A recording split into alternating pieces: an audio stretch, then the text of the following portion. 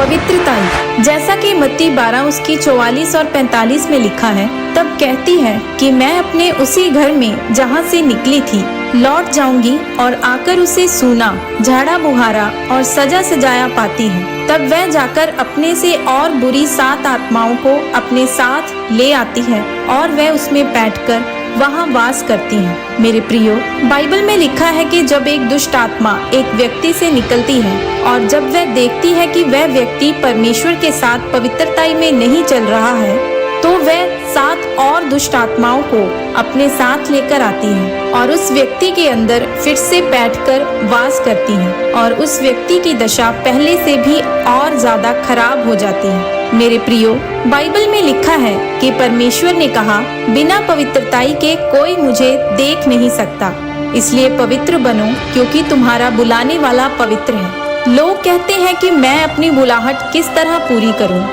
अगर आप प्रभावशाली मसीही बनना चाहते हैं तो उसके लिए पवित्रताई एकमात्र तरीका है जो आपको दिन प्रतिदिन आगे लेकर जाएगी। यूहन्ना बपतिस्मा दाता, जिसने प्रभु यीशु मसीह को बपतिस्मा दिया, जब वह पकड़ा गया तो उसने परमेश्वर को ताना मारा। उसने अपने चेलों को कहा कि जाओ और जाकर प्रभु यीशु मसीह से पूछो कि मसीह तू ही है या फिर मैं किसी और का इंतजार करूं।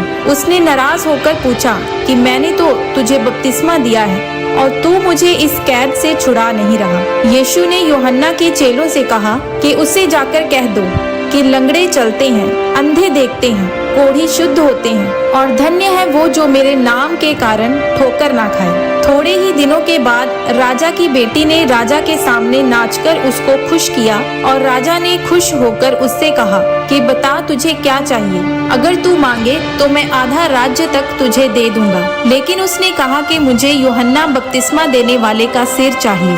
अब जिसने प्रभु यीशु मसीह को बपतिस्मा दिया था और जिसको परमेश्वर ने कहा था कि इससे बड़ा कोई भविष्यवक्ता नहीं है, परमेश्वर उसे बचाने के लिए नहीं आए क्योंकि परमेश्वर भावुक नहीं है बल्कि वह आत्मिक और पवित्र है और आप पवित्रताई में रहकर ही उसे प्रसन्न कर सकते हैं।